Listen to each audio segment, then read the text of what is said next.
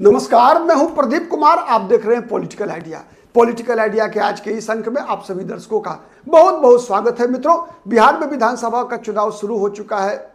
चुनाव प्रचार भी अब शुरू हो चुका है और इसी क्रम में उत्तर प्रदेश के मुख्यमंत्री योगी आदित्यनाथ जब बिहार आते हैं तो कहा जाता है कि आदित्यनाथ वर्तमान समय में भारतीय जनता पार्टी के फायर ब्रांड हिंदू नेता हैं और ऐसा माना जाता है कि ध्रुवीकरण के मास्टर हैं। मतलब चुनाव में धार्मिक ध्रुवीकरण अगर कराना हो तो सबसे बेहतर चेहरा बीजेपी के पास अगर कोई है वर्तमान में, हिंदुत्व के पोस्टर बॉय हैं योगी आदित्यनाथ। तो योगी आदित्यनाथ का बिहार में दौरा शुरू हो गया है और जिस प्रकार से योगी आदित्यनाथ ने विगत दिनों दानापुर और सहरसा में सभा के दौरान जिस प्रकार से विकास के साथ बुरके के मुद्दे को जोड़ा, उससे ये बात स्पष्ट हुई कि भारतीय जनता पार्टी का इस चुनाव में भी बिहार में प्रयास ये होगा कि बिहार के चुनाव को धार्मिक ध्रुवीकरण के आधार पर बिहार में चुनाव लड़ा जाए।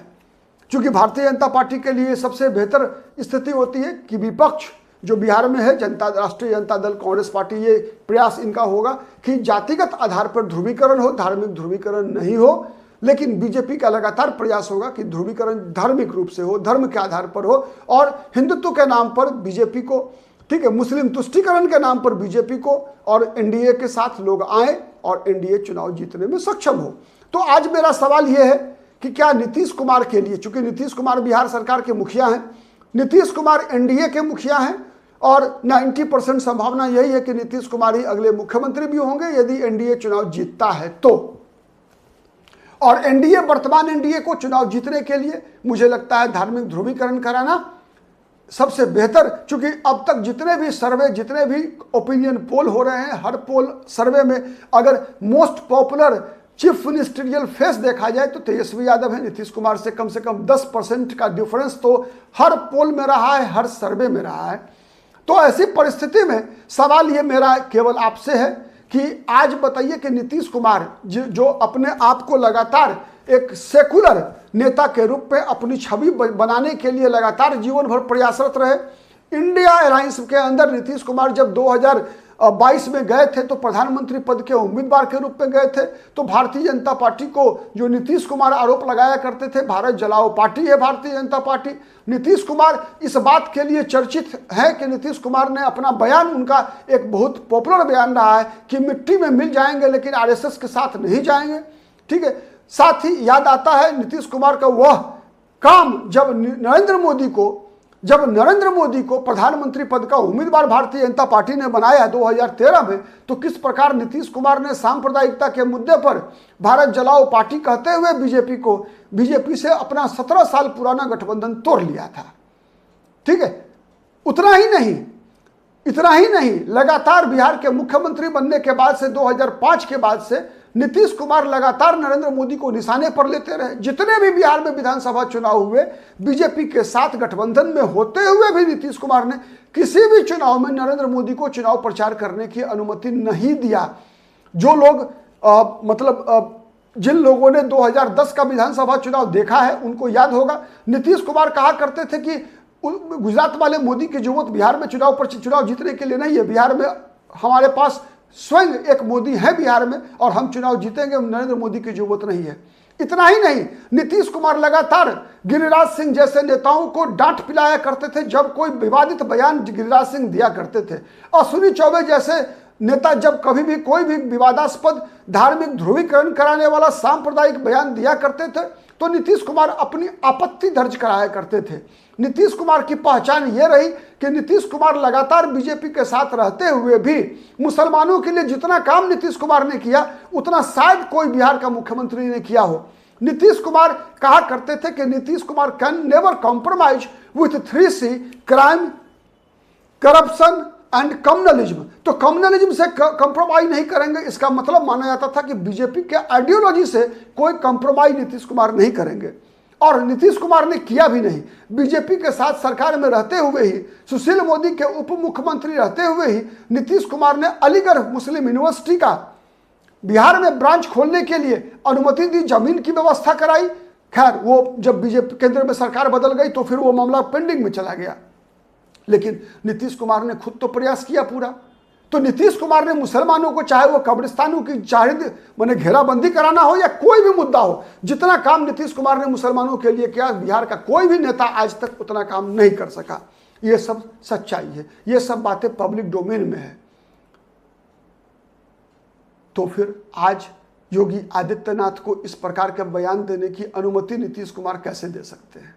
मेरा ये सवाल है, आप जवाब दीजिएगा। मैं आपके पास जवाब ढूंढता हूं, तब तो मेरा जो मानना है वो समझिए पहले। अगर आप सहमत होंगे तो भी, असहमत होंगे तब भी कमेंट जरूर कीजिएगा। मेरा मानना है कि नीतीश कुमार जब ये दावा करते हैं कि वो किस पर्टिकुलर विचारधारा को मानते हैं, चाहे वो सांप्रदायिकता का मुद्दा हो, चाहे वो भ्रष्टाचार का मुद्दा हो, तो मुझे लगता है नीतीश कुमार झूठ बोलते हैं। आप क्या सोचते हैं बताइएगा? नीतीश कुमार झूठ बोलते हैं। यह बात सच है कि अपने पहले कार्यकाल 2005 से 10 के बीच में नीतीश कुमार ने इन बातों को निभाया, लेकिन जब नीतीश कुमार के इन बातों को मेंटेन करने में कुर्सी जब आड़े आई, तब नीतीश कुमार ने अपने सिद्धांतों से समझौता किया है। उसका उदाहरण, सबसे पहला उदाहरण, जब नीतीश कुमार 2017 में दोबारा बीजेपी के साथ गए नरेंद्र मोदी के प्रधानमंत्री रहते हुए, तो याद कीजिए 2019 का लोकसभा चुनाव से पहले का नीतीश कुमार का प्रेस कॉन्फ्रेंस, कहा करते थे नीतीश कुमार कि मोदी का देश के पास कोई विकल्प नहीं है। वही नीतीश कुमार 2022 में मोदी को चुनौती देने के लिए इंडिया अलायंस का प्रधानमंत्री पद के उम्मीदवार बनने को तैयार थे, लेकिन वही नीतीश कुमार 19 में कहते हैं कि नीतीश कुमार नरेंद्र मोदी का कोई विकल्प नहीं। लेकिन फिर 2024 में याद कीजिए प्रधानमंत्री नरेंद्र मोदी का चुना जाना, संसदीय बोर्ड का, संसदीय दल की बैठक में जब नीतीश कुमार थे, उन्होंने क्या कहा? गलती हो गई, हम आपको 2 बार छोड़ कर गए, आप जैसा विश्वकर्मा देश को नहीं मिला है, बार बार पैर भी छूना, अब कहीं नहीं जाएंगे। ये इस प्रकार की बातें। उसी तरीके से अपराध के मुद्दे पर देखिए, 2005 से 10 का कार्यकाल नीतीश कुमार का स्वर्णकाल था, जब अपराधियों के लिए नीतीश कुमार एक तरह से यमराज थे। एसपीडी ट्रायल चलाकर नीतीश कुमार ने बिहार में अपराध का नामो निशान लगभग मिटा दिया था। लोग कहा करते थे, अपराधी कहा करते थे, या तो बिहार छोड़ दो या अपराध छोड़ दो। लेकिन कहाँ गया वो एसपीडी ट्रायल? जब नीतीश कुमार के अंदर प्रधानमंत्री पद की महत्वाकांक्षा जगी, तो कहाँ गया वो एसपीडी ट्रायल? सब कुछ से नीतीश कुमार कंप्रोमाइज करने लगे। भ्रष्टाचार, आज देख लीजिए क्या स्थिति है। एक जमाना था जब नीतीश कुमार छोटा सा आरोप लगने पर जीतन राम मांझी को अपने मंत्रिमंडल से हटा दिया था। पिछले 2020 में जब नीतीश कुमार मुख्यमंत्री बने थे, तो अपने मंत्रिमंडल में शपथ ग्रहण कर लेने के बाद भी मेवालाल चौधरी को याद कीजिए, 24 घंटे के अंदर नीतीश कुमार ने मंत्री पद से हटा दिया था। आज क्या मजबूरी है नीतीश कुमार की कि नीतीश कुमार के सरकार में 2-2, 3-3 मंत्रियों पर अब भ्रष्टाचार का आरोप लगा। नीतीश कुमार ने सवाल नहीं पूछा।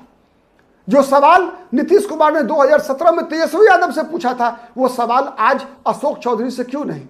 वही सवाल मंगल पांडे से क्यों नहीं? वही सवाल सम्राट चौधरी से क्यों नहीं? बड़ा सवाल है ना। तो तीनों मुद्दों पर, क्राइम के मुद्दे पर आप देख रहे हैं किस प्रकार से बिहार में पहले के नीतीश कुमार डीजीपी को बुलाकर डांटा करते थे, सार्वजनिक रूप से डांटा करते थे। अब नीतीश कुमार कुछ नहीं। बीच राजधानी में हत्याएं हो रही है, खुलेआम हो रही है, और लेकिन नीतीश कुमार कभी भी डीजीपी को बुलाकर नहीं कहते कि मेरे रहते हुए कैसे मेरे राज्य में इस प्रकार की स्थिति हो रही है। यह परिवर्तन है। तो अल्टीमेटली मैं बता रहा हूं, इसीलिए योगी आदित्यनाथ की नीतीश कुमार को जरूरत है कि नीतीश कुमार की क्रेडिबिलिटी खत्म हो गई है। अब नीतीश कुमार केवल ध्रुवीकरण के सहारे चुनाव जीत सकते हैं, इसीलिए योगी आदित्यनाथ की जरूरत है। नंबर 1। नंबर 2, ऐसा नहीं है कि नीतीश कुमार उसके बाद सुशासन बाबू का तमगा पाने के बाद भी केवल अपने विकास के मुद्दों पर के आधार पर ही चुनाव जीता है। नीतीश कुमार ने हर चुनाव नीतीश कुमार ने ध्रुवीकरण के सहारे ही जीता है, चाहे वो ध्रुवीकरण धार्मिक हो, चाहे वो जातिगत हो। उदाहरण चलिए 2010, मैं कोई भी बात हवा में नहीं कहता, तथ्य और तर्क के साथ कहता हूं। मैं बता रहा हूं आपको 2010 का विधानसभा चुनाव, जब 2005 में नीतीश कुमार मुख्यमंत्री बने, तो सबसे पहला काम क्या किया पता है आपको?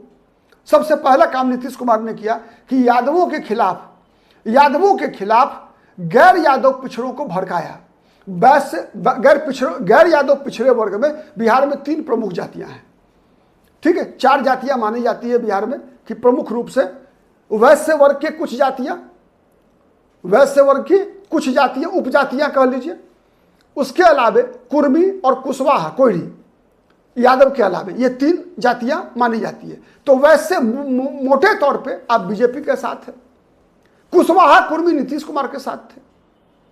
तो यादवों के खिलाफ जो ध्रुवीकरण हुआ, तो ध्रुवीकरण के सहारे चूंकि बीजेपी से गठबंधन था तो पूरा कुर्मी कुशवाहा बनिया सब एक साथ आ गया। और चूंकि सवर्ण लालू यादव के खिलाफ थे तो सवर्ण का साथ नीतीश कुमार को मिल गया।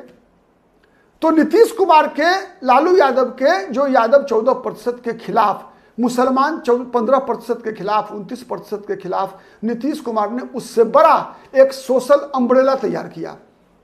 साथ ही यादवों से अन्य वर्गों को भी डराया, चाहे अति पिछड़ा समाज हो, चाहे दलित हो, चाहे महादलित हो।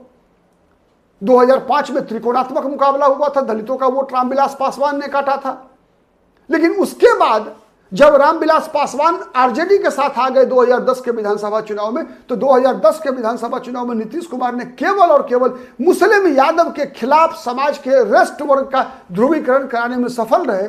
इसलिए सफल रहे कि बीच में नीतीश कुमार ने 2 सोशल इंजीनियरिंग किया था। एक तो पंचायती व्यवस्था में नीतीश कुमार ने महिलाओं के लिए 50% आरक्षण दिया, साथ ही अति पिछड़ा, दलित, महादलित, हर वर्ग के लिए अलग अलग आरक्षण कर दिया नीतीश कुमार ने।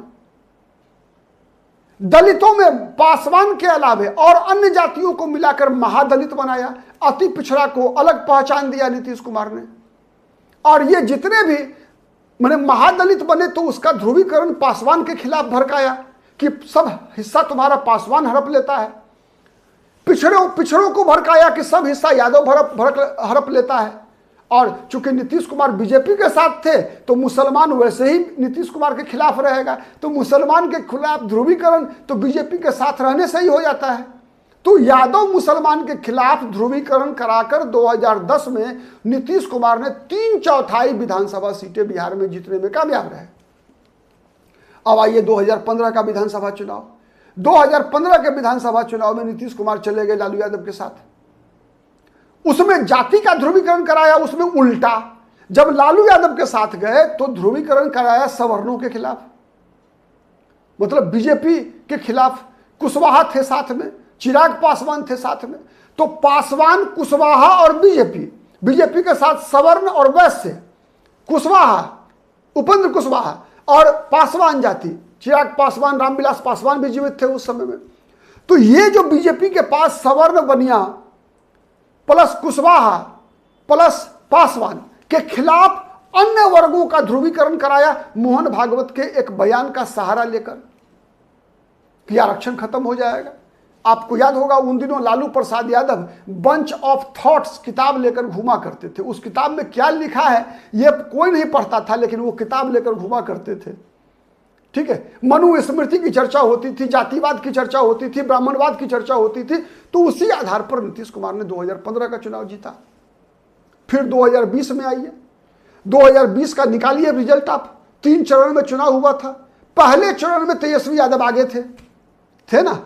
उसके बाद दूसरे चरण से जब नीतीश कुमार को लग गया कि पहला चरण हम हार गए, नीतीश कुमार ने लालू यादव और राबड़ी देवी को मुद्दा बनाकर फिर वही खेल खेला, यादव मुसलमान के खिलाफ ध्रुवीकरण। यादव मुसलमान के खिलाफ ध्रुवीकरण, उत्तर बिहार पूरा छाप लिया यादव मुसलमान के खिलाफ ध्रुवीकरण करा के। तो ये रहा इतिहास। अब इस चुनाव में देखिए क्या परिस्थिति है। इस चुनाव में नीतीश कुमार की क्रेडिबिलिटी, नीतीश कुमार की पहचान, नीतीश कुमार का स्वास्थ्य, नीतीश कुमार का जो पलटू राम वाली छवि, इस कारण से नीतीश कुमार की पहचान खतरे में है, बहुत डाउनफॉल है। तेजस्वी यादव और नीतीश कुमार की लोकप्रियता में डेवढ़ा का डिफरेंस है। इस डिफरेंस को पाटने के लिए नीतीश कुमार के पास एकमात्र सहारा है, बाबा नाम केवलम। बाबा नाम केवलम। योगी आदित्यनाथ स्टाइल में ही बिहार में केवल धार्मिक ध्रुवीकरण हो जाए, वही एक सहारा है नीतीश कुमार का। इसीलिए नीतीश कुमार कुछ नहीं बोलेंगे। वैसे ही जैसे 2013 में नरेंद्र मोदी के नाम पर गठबंधन तोड़ने वाले नीतीश बाबू 17 साल का गठबंधन 2019 में प्रधानमंत्री को भगवान बताने लगे और 24 में तो अब पैरों छूते हैं, 25 में। तो ये है नीतीश कुमार की जरूरत। बाबा योगी आदित्यनाथ या योगी आदित्यनाथ जैसे और जितने भी भारतीय जनता पार्टी के फायर ब्रांड नेता हैं, ये सब के सब नीतीश कुमार के लिए अब जरूरी हैं और इसीलिए नीतीश कुमार कुछ नहीं बोलेंगे, चुप रहेंगे, क्योंकि नीतीश कुमार को सबसे ज्यादा प्यार कुर्सी से है। इसका मतलब आज मेरे इस वीडियो का मतलब ये मत मान लीजिएगा कि मैं नीतीश कुमार का विरोधी हूं, नीतीश कुमार के खिलाफ कोई अभियान चला रहा हूं। ऐसा अभियान हम बिहार में हर उस नेता के खिलाफ चलाने वाले हैं। हमारा काम राजनीति का विश्लेषण करना है, हम किसी पॉलिटिकल पार्टी के एजेंडा को नहीं चलाते। हम जब नीतीश कुमार की प्रशंसा में भी वीडियो बनाते हैं कि आज बिहार में जब कभी भी लालू प्रसाद यादव के 15 वर्षों के शासनकाल से तुलना होगा, नीतीश कुमार 18, 19, 20 ही नहीं बल्कि 30 हैं। तो इसलिए मैंने कई चीजों के लिए नीतीश कुमार की प्रशंसा किया है, लेकिन हर राजनीतिक दल, हर राजनीतिक नेतृत्व का गुण और दोष के आधार पर विश्लेषण करना ही सच्ची पत्रकारिता है मेरे अनुसार। ठीक है, अब आप क्या सोचते हैं आप बताइएगा। आज के लिए इतना ही, बहुत बहुत धन्यवाद।